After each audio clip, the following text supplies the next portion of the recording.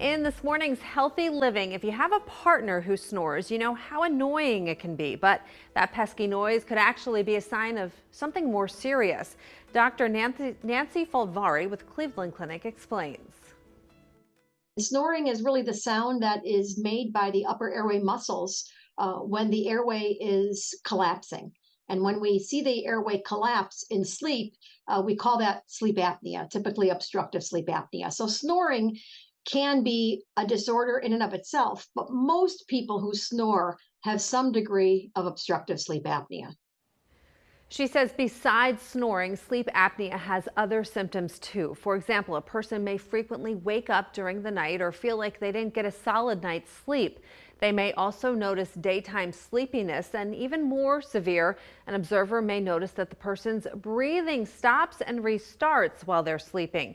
That can lead to chronic diseases affecting the heart, brain, and metabolism. Dr. Folvari says if you or someone you know has any of these symptoms, you should speak with your physician. Sleep disorders should not be ignored. Most recently, we've learned that people who sleep don't get at least 7 hours of sleep per night, and this includes people with sleep apnea who have a lot of sleep disruptions, are at higher risk to develop dementia over the course of their lifetime when they get older. Of course, snoring can be caused by other factors as well, like having a few glasses of wine, or if you're sick or dealing with allergies. In those cases where it's temporary, she says it's likely nothing to worry about.